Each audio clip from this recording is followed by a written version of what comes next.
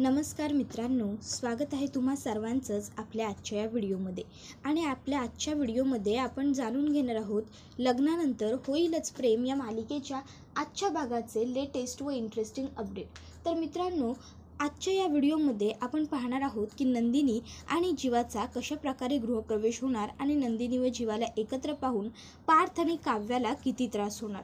त्याचबरोबर मित्रांनो, व्हिडिओला लाईक करा आणि चॅनलला सबस्क्राईब आठवणीने करा, जेणेकरून तुम्हाला पुढच्या सगळ्याच एपिसोडचे अपडेट पाहण्यासाठी नोटिफिकेशन पटापट मिळत राहतील. व्हिडिओला लाईक करा, कारण तुमच्या एका लाईकमुळे आम्हाला पुढे आणखीन जास्त व्हिडिओ बनवण्यासाठी मोटिवेशन मिळत राहतं. चला तर मग मित्रांनो, वळूया आपल्या आजच्या एपिसोडकडे, म्हणजेच लग्नानंतर होईलच प्रेम या मालिकेकडे. तर मित्रांनो, आजच्या भागामध्ये आपण असं पाहतो की या ठिकाणी आता इच्छा नसताना सुद्धा आई ही काव्याला सांगते, काव्या माप ओलांडून आता आतमध्ये ये आणि त्या कुंकवाच्या पायात पाय बुडव आणि मग पुढे कापडावरून चालत ये. आता जसं सांगितलेलं असतं, काव्य अगदी तसंच माप ओलांडते, कुंकवाच्या पाण्यात पाय भिजवून पुढे चालत जाते. त्यानंतर आता लगेचच आई जीवा आता तुम्ही दोघं या असं म्हणते. त्याबरोबर जीवा हा नंदिनी बरोबर पुढे येतो. आता जीवा आणि नंदिनी पुढे आल्यावर पार्थ आणि काव्या मागे फिरतात. नंदिनीच्या गळ्यामध्ये जीवाच्या नावाचं मंगळसूत्र बघून तर काव्याच्या पायाखालची जमीनच सरकते, तिचा स्वतःवरचा ताबा सरकतो आणि तिचा तोल जातो. आता बाजूला असलेला शोपीस खाली पडतो तिच्या धक्क्यामुळे. त्यानंतर ते दोघंही पटापट पुढे येतात. आता लगेचच पार्थ हा नंदिनीला जीवाबरोबर ह्या अशा लग्नाच्या वेशात बघतो आणि आईबाबांना विचारतो, आई बाबा हे सगळं काय आहे जीवा? त्यावर आता बाबा हे पार्थला सांगत असतात, अरे बेटा पार्थ, तू तिकडनं निघून आल्यानंतर तिकडे काय काय घडलं याची तुला पुसटशी सुद्धा कल्पना नाही आहे. त्या गावातले लोक नको नको ते बोलत होते नंदिनीला, तिच्या चारित्र्याबद्दल, तिच्या विचारांबद्दल, तिच्या संस्कारांबद्दल बोलत होते. आणि त्यावेळेस जीवाने मोठेपणा दाखवून नंदिनीबरोबर लग्न केलं खरंच, आणि त्याचा हा निर्णय आम्हाला सुद्धा पटला. आणि मग बाबा म्हणत असतात, ते सगळं आठवलं तरी अंगावरून शहारा येतो. पण आता तरीसुद्धा ते सगळं काही एकदा पार्थला सांगतात. बाबा पार्थला सांगत असतात की सगळे लोक म्हणत होते की ह्या मुलीमध्येच काहीतरी खोट असणार, ही हिच्या याराबरोबरच पळून गेली असणार, हिने मुद्दामून स्वतःचीच धाकटी बहीण आपल्या होणाऱ्या नवऱ्याच्या गळ्यात बांधली म्हणून ही लग्नाला नकार देते. त्यानंतर नंदिनी म्हटली की ठीक आहे, मी लग्नाला तयार आहे. आणि मग नंदिनीबरोबर लग्न करायला कोण मुलगा तयार होणार यासाठी मामाने स्वतःचा मुलगा शंकर पुढे आणला. पण शंकर म्हणाला की मला अशा सेकंड हँड मुलीबरोबर लग्न नाही करायचं. नेमकी ही कोणाबरोबर पळून गेली होती की हिला खरंच कुणी किडनॅप केलं होतं ते कोणाला माहीत. त्यानंतर आता गावातले लोक हे म्हणत असतात की हो बरोबर आहे, मुलीतच काहीतरी खोट असणार, म्हणूनच ही लग्नाला नाही म्हणते, ह्या मुलीमध्येच काहीतरी खराबी असेल म्हणून. तर नाहीतर काय, नाहीतर कुठली मुलगी आपलं लग्न मोडलेलं असताना आता लग्नाला सुद्धा नकार देईल वगैरे वगैरे सगळे लोक नंदिनीला नावं ठेवत असतात. त्यावेळेस नंदिनी रागाने म्हणालेली असते, बास पुरे झालं, म्हणजे मी लग्नाला नाही म्हटलं तरी प्रॉब्लेम, तर माझं कॅरेक्टरलेस, आणि जर मी लग्नाला हो म्हटलं तर मी सेकंड हँड. बरं आहे तुमचं, म्हणजे प्रत्येक बाजूने नाव तुम्ही मलाच ठेवता. तयार आहे मी ह्या लग्नाला, तयार आहे. कोण करेल माझ्याशी लग्न? माझ्या कॅरेक्टरवर बोट न उचलता, माझ्या चारित्र्यावर उगाचच्या उगाच शिंतोडे न उडवता, चिखलफेक न करता कोण तयार आहे माझ्याशी लग्न करायला? आता मात्र संपूर्ण मंडप हा शांत झालेला असतो. आणि त्यावेळेस नंदिनी म्हणत असते, ही आपल्या आजच्या स्त्रीची परिस्थिती आहे, तिला कायम दुसऱ्यासमोर स्वतःला सिद्ध करावं लागतं ना. ही आजही स्त्री ही समाजाच्या पायातली पायपुसणीच आहे. त्यानंतर ती म्हणत असते, आता माझं काळीज हे दगडाचं झालेलं आहे, कोण ह्या दगडामध्ये जीव आणू शकतं, कोण माझ्याशी लग्न करेल वगैरे म्हणत आता ती रडत खाली बसलेली असते, ती कोसळलेली असते. आणि मग तितक्यात त्या ठिकाणी जीवा येतो आणि जीवा हा नंदिनीला आधार देतो. आणि मग तो तिला म्हणत असतो, मी करेन तुझ्याशी लग्न. नंदिनीने त्यावेळेस वरती पाहिलेलं असतं, जीवाने सगळ्यांना सांगितलेलं असतं, मी करेन नंदिनीशी लग्न. आता हे सगळं ऐकल्याच्यानंतर लगेचच पार्थचे डोळेच उघडतात आणि त्याला खूप मोठा धक्का बसतो. तर आई ही आता पार्थला सांगत असते, पार्थ बेटा, आजपर्यंत आम्ही फक्त तुझा समजूतदारपणा पाहिला होता, पण आज आम्ही जीवाचा सुद्धा मोठेपणा पाहिला आहे आणि आम्हाला जीवाचा रास्त तो अभिमानसुद्धा आहे. तर आता हे सगळं घडून गेल्याच्यानंतर काव्याला खूप मोठा धक्का बसलेला असतो. ती दरवाजाला टेकून तशीच उभी राहिलेली असते. ती मनात विचार करत असते. का का केलंस जीवा तू हे सगळं? अरे मी पार्थ बरोबरचं लग्न मोडून तुझ्याबरोबर लग्न करू शकले असते, पण आता तू हे जे काही करून ठेवलंयस ना, त्यामुळे आता कायमचे दरवाजे बंद झालेत आपले. त्याबरोबर आता मुद्दामून वसुहत्या येते आणि काव्याच्या खांद्यांवर हात ठेवते तिला समजावण्याकरिता. त्याबरोबर काव्य त्यांचे हात हिसकावून देते. तर लगेच वसुहत्या म्हणते, अगं काव्या, काय झालं बाळा, तू एवढी कशाला नाराज झालीस? अगं उलट जे झालं ते चांगलंच झालं. तुझ्या नंदिनी ताईचं लग्न झालं आणि आता सगळ्यात महत्त्वाचं म्हणजे तुम्ही दोन्ही बहिणी एकत्र राहणार आहात. सावित्रीबाई काय म्हणाल्या होत्या तुम्हाला आठवत नाही का? लग्न तर होईल, पण सोयरीक तुमच्याशी होणं अवघड आहे. मग लग्न झालं, सोयरीकही याच घरात झाली. हा आता फक्त जोडपी बदलली, एवढंच काय तो फरक.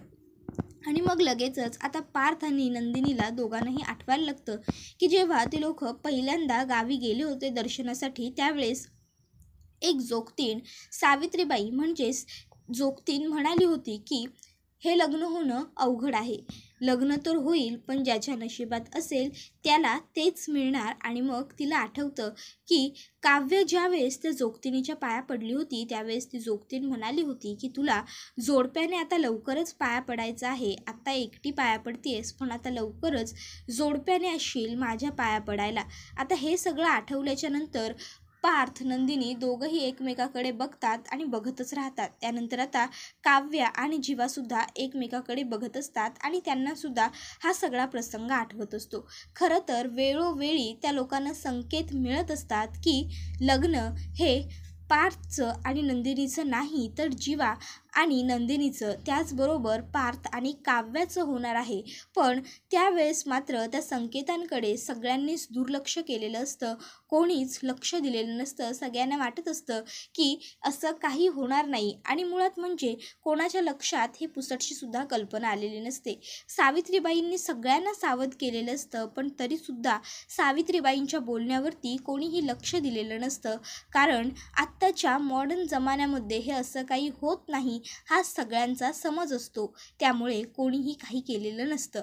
पण खरं म्हणायला गेलं तर नियतीच्या पुढे कोणीच जाऊ शकत नाही आणि कदाचित नियतीच्याच मनात हे होतं की जीवा आणि काव्याचं नाही, किंवा पार्थ आणि नंदिनीचं नाही, तर पार्थ आणि काव्या, त्याचबरोबर जीवा आणि नंदिनी ह्यांचं लग्न व्हायला पाहिजे. ही जोडपी एकमेकासाठी योग्य आहेत आणि म्हणून कदाचित हे असं घडलं असेल.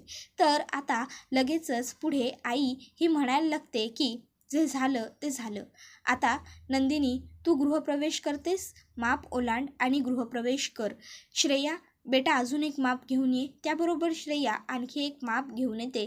त्याबरोबर लगेचच आता इकडे मंजूही म्हणत असते, नंदिनी तू तरी व्यवस्थित गृहप्रवेश कर. तुझ्या बहिणीने अगदी देवघरापर्यंत पोहोचवला होता कलश. आणि मग आता नंदिनी माप ओलांडणार इतक्यात पुन्हा मंजूच म्हणते, अगं बाई, लक्ष्मीची पावलं उलटी गेली आहेत. आता याचं काही अपशकून तर होणार नाही ना? त्याबरोबर लगेचच तिला तिचा नवरा म्हणायला लागतो की तुझ्या तोंडाला तू कुलूप लाव. तुझं तोंड उघडलं की काहीतरी वाईट घडतच असतं, त्यामुळे तू काही बोलू नकोस. त्याबरोबर लगेचच मंजू म्हणत असते, गप्प बसा हो तुम्ही बोलू नका. काही अपशकून तर होणार नाही ना गं वसुताई? त्याबरोबर लगेचच इकडे आता आई म्हणायला लागते, काय बोलताय तुम्ही हे मंजूताई? तुम्हाला कळतंय का? अहो इथे वेळ काय, प्रसंग काय, मुलं कोणत्या अवस्थेत गृहप्रवेश करतायत हे सगळं आपल्याला माहीत आहेच, तरीसुद्धा उगाच आपण असं काहीतरी बोलायचं का? त्यानंतर लगेचच आता आई ही कल्पनाला हाक मारते, कल्पना एक ओलं फडकं घेऊन ये आणि हे सगळं पुसून काढ. जेवढी उलटी पावलं गेली आहेत ती पुस. त्याबरोबर लगेचच ती ठीक आहे म्हणते आणि कपडे घेऊन पुसायला लागते. त्याबरोबर लगेचच आता गृहप्रवेश करून आत ये नंदिनी, असं आई तिला सांगते. त्याबरोबर मुद्दामून रम्या म्हणते, काव्या तू सुद्धा तुझ्या नवऱ्याच्या बाजूला जाऊन उभी राहा आणि मग चौघांनीही छान उखाणे घ्या. त्याबरोबर आता मात्र पार्थचे वडील खूपच चिडतात आणि ते रम्याला चिडूनच विचारतात, रम्या काय बोलतेस तू? तुझं तुला कळतंय का? आणि मुळात ही वेळ आहे का उखाणे वगैरे घेण्याची? काही बोलशील का तू? आता मात्र रम्या थोडी घाबरल्याची ॲक्टिंग करते आणि मामाला म्हणत असते, सॉरी मामा, तुला नसेल आवडलं तर खरंच सॉरी. अरे पण आत्ताच मामी म्हणाली ना की आता जे घडलं जे झालं ते सगळं विसरून जा, सोडून द्या आणि नवीन सुरुवात करा म्हणून म्हणून फक्त मी म्हटलं. पण ठीक आहे, नको घेऊ देत त्यांना उखाणे. तसंही पाठ तर केलंच असेल ना हिने उखाणा, आता फक्त तेवढं नाव बदलायचं. त्याबरोबर मात्र नंदिनीला वाईट वाटतं.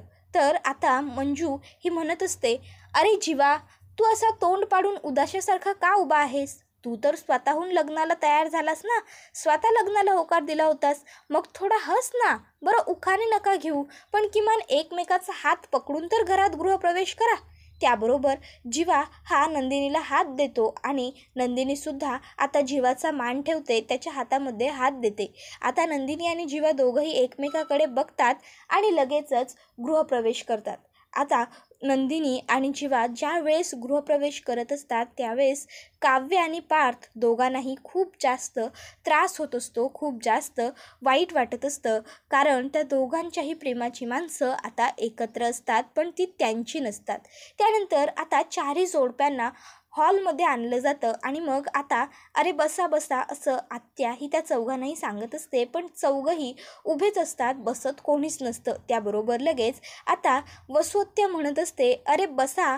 अरे मुलांनो, त्या मुली आपल्या घरात नवीन आहेत, त्या ऑकवर्ड होऊ शकतात, पण तुमचं काय, तुम्ही तर आपल्याच घरात राहता ना कायम. त्याबरोबर चौघंही खाली बसतात आणि आता मात्र चौघं एकामेकाच्या तोंडाकडे बघत असतात. तर आईने कल्पनाला जर चहा कॉफी बनवून आणायला सांगितलेलं असतं. तर आता दुसरीकडे नंदिनी ही पार्थकडे बघते आणि तिला पार्थची आणि तिची एंगेजमेंट आठवत असते. तिला आठवत असतं की कशा प्रकारे त्यावेळेस सगळे लोक आनंदी होते, खुश होते, कशा प्रकारे तिने पार्थच्या बोटात अंगठी घातली होती आणि कशा प्रकारे पार्थने गुडघ्यावर बसून तिच्या बोटात अंगठी घातली होती. त्यानंतर लगेच तिच्या लक्षात हेही येतं की आता तिचं लग्न जीवाबरोबर झालं आहे, तिला जीवाबरोबर राहायचं आहे आणि मग ते एकदा जीवाकडे सुद्धा पाहते. त्यानंतर आता इकडे लगेचच काव्याला आठवायला लागतं की पार्थची उष्टी हळद तिच्या गालावरती लागली होती आणि ती उष्टी हळद साफ करण्यासाठी ज्यावेळेस काव्या किचनमध्ये आली होती त्यावेळेस जीवासुद्धा तिच्या मागोमाग किचनमध्ये आला होता आणि जीवा तिला विचारत होता, काव्या तुझ्या गालावर तर ऑलरेडी हळद लागली आहे. त्यावेळेस ती सांगत होती, हो ना, पार्थची उष्टी हळद लागली आहे आणि मग ती हळद साफ करत असते. त्यानंतर आता इकडे जीवाला आठवायला लागतं की काव्याला त्याने विचारलेलं होतं की तुझं माझ्यावर अजूनही प्रेम आहे का. त्यावर काव्या म्हणाली होती की हो, माझं अजूनही तुझ्यावरच प्रेम आहे आणि जीवा पाड प्रेम आहे. त्यानंतर जीवा तिला म्हटला होता की हो ना, माझ्यावरतीच तुझं प्रेम आहे ना, मग ठीक आहे, चल चल माझ्याबरोबर बाहेर, आपण ताबडतोब जाऊन सगळ्यांना सांगून टाकू की आपलं दोघांचं एकमेकांवर जीवापाड प्रेम आहे आणि हे लग्न वगैरे काहीसुद्धा आपल्याला मान्य नाही आहे. तू चल माझ्याबरोबर, मी आहे तुझ्यासोबत, मी साथ देईन तुझी, कोणी काही नाही बोलणार, तू चल आणि हे मंगळसूत्र काढून टाक गळ्यातलं. त्यावेळेस काव्याने मंगळसूत्र काढण्यासाठी नकार दिलेला असतो. आता मंगळसूत्र काढायला काव्य नाही म्हटली एवढंच जीवाला माहीत आहे, पण त्या अगोदर काय घडलं होतं हे मात्र जीवाला माहीत नाही. जीवाला हे माहीतच नसतं की काव्या मंगळसूत्र काढायला नकार देते, कारण तिच्या आईने तिला शपथ घातली होती की जर तू हे मंगळसूत्र काढलं तर तुझे बाबा तर जातीलच, पण मी सुद्धा जिवंत राहणार नाही. आता हे सगळं आठवून आता काव्या ही मनातल्या मनात स्वतःला खंत व्यक्त करत असते, वाईट वाटून घेत असते. त्याबरोबर लगेचच आता मंजू म्हणायला लागते की खरं तर हा सोहळा असा पार पडला की पुन्हा हा सोहळा आयुष्यभर लक्षात राहील, कधी कोणीच विसरू शकणार नाही. पण जे काही झालं ते एका अर्थी चांगलंच झालं वसुताई. अगं त्याच बहाण्याने आपल्या घरात 2-2 सुना आल्या ना. त्याबरोबर लगेच वसुताई म्हणते, काही बोलतेस तू मंजू. बरं आता लग्नातले जे खेळ आहेत ते तर आपले खेळायचे राहूनच गेलेत, मग आपण आता लग्नातले खेळसुद्धा खेळून घेऊयात. कल्पना एक काम कर, एक मोठं भांडं घेऊन ये, त्याच्यामध्ये दूध आणि पाणी मिक्स करून घेऊन ये, ओके. त्याबरोबर लगेचच आता इकडे रम्यासुद्धा कल्पनाला हाक मारते आणि म्हणते, कल्पना त्याच्यामध्ये गुलाबाच्या पाकळ्यासुद्धा टाका. त्याबरोबर कल्पना तिकडनं जाते. तर हे सगळं करणं पार्थला असह्य होणार असतं, त्यामुळे पार्थ तिकडनं उठून चाललेलं असतो. तर आत्या लगेचच त्याच्या खांद्यावरती हात ठेवते आणि त्याला खाली बसवत म्हणते, अरे तू कुठे उठून निघालास, खेळ खेळायचे आहेत अजून आपल्याला, बस इथे ताबडतोब. बस. त्याबरोबर मात्र आता पार्थचा नाईलाज होतो आणि त्याला खाली बसावंच लागतं. आता खरं बघायला गेलं तर कोणीच हे सगळं करण्यासाठी तयार नसतं, पण आता मुद्दामून मंजू आत्या आणि रम्याची आई म्हणजेच वसू आत्या त्यांना हे सगळं करायला जबरदस्ती करत असतात. तर आता लगेचच बाबा म्हणत असतात, वसू काय चाललंय तुझं? उगाचच्या उगाच का मुलांना त्रास देतेस? घडलंय तेवढं पुरे नाही आहे का? कोणत्या परिस्थितीत लग्न पार पडलेत हे आपल्याला सगळ्यांना माहीत आहे. नंदिनी तिची अवस्था काय आहे हे माहीत असून सुद्धा तू हे सगळं बोलतेस. आणि काव्या ती बिचारी तर हॉस्पिटलमधून आली आहे. आता काव्या हॉस्पिटलमधून आली आहे हे जेव्हा जीवा ऐकतो त्यावेळेस त्याच्या जीवाला थोडी काळजी वाटते आणि मग तो काव्याकडे बघतो, पण काव्या ही त्याच्याकडे न बघता खाली बघत असते. तर आता मात्र इकडे वसू आत्या म्हणत असते, अरे पण सगळं रीतीभातीप्रमाणे व्हायला हवं ना. आता ह्यांचं शेवटी लग्न झालंय रीतीप्रमाणे. त्याबरोबर काव्या रागात उठून उभी राहते आणि म्हणते, लग्न रीतीप्रमाणे झालंय की कसं झालंय ना हे सगळ्यांना माहीत आहे. उगाचच्या उगाच तुम्ही आमच्या जखमेवरती मीठ नका चोळू अजून. त्याबरोबर आता नंदिनी ही काव्याचा हात पकडून तिला गप्प करण्याचा प्रयत्न करत असते, पण काव्या ही नंदिनीचा हात झटकून देते. त्याबरोबर लगेचच आता वसू आत्याला राग येतो आणि ती आईला म्हणत असते, बघितलंस का मालिनी, तुझ्या सुनेवरती, तुझ्या थोरल्या सुनेवरती तिच्या आईवडिलांनी काही संस्कारच केलेले नाही असं दिसतंय. मोठ्यांशी कसं बोलावं, काय बोलावं हे सुद्धा हिला कळत नाही बहुतेक. त्याबरोबर लगेचच आता मुद्दामून रम्या ही नाटक करत म्हणते, आई अगं काय बोलतेस तू? कळतंय का तुला? काव्य आपल्या घरात नवीन आहे. तू उगाचच्या उगाच तिच्यावरती लगेच सुरू होऊ नकोस हा. काव्या हे बघ, ठीक आहे, जर तुला नाही खेळायचं आहेत ना खेळ, नको खेळूस, काहीच हरकत नाही आहे. पण अगं आपल्या घरात आता दुसरं जोडपंसुद्धा आलं आहे ना, त्यांना तर आपण खेळ खेळायला लावू शकतो. तुला नाही खेळायचं तर तू बस, आपण दुसऱ्या जोडप्याला खेळ खेळायला लावूया, ठीक आहे? बस शांत हो. त्याबरोबर आता मात्र काव्या गप्प असते. त्यानंतर आता खेळ खेळायला सुरुवात होणार असते. त्याबरोबर लगेचच आता खेळासाठी जे लागणारं साहित्य असतं ते सगळं आणलं जातं. तर आता खेळ वगैरे खेळून झाल्यानंतर, मुंडावळ्या वगैरे सोडल्यानंतर मुद्दामून मंजू आत्या ही लगेचच येते आणि काव्याला समजावत असते की आता तू हे लग्न एक्सेप्ट कर. तर काव्या तिच्यावरती आणखीन जास्त चिडते आणि म्हणत असते, मी हे लग्न एक्सेप्ट करणार नाही आहे, मी पार्थला माझा नवरा कधीच स्वीकारणार नाही आहे. त्यानंतर आता दुसरीकडे लगेचच रम्या ही आलेली असते आणि रम्या ही मुद्दामून आता नंदिनीला त्रास व्हावा म्हणून म्हणत असते की जशीच तू मंडपातून गायब झालीस हे कळलं ना, तसा लगेचच इथे पार्थने मंगळसूत्र काव्याच्या गळ्यात घातलं. हे सगळं कसं काय केलं त्याने खरंच. त्यानंतर रम्या पार्थकडे येते आणि त्याला म्हणत असते, अरे पार्थ, तुझ्यासारख्या अशा डॅशिंग मुलाला कोणती मुलगी नकार देईल रे?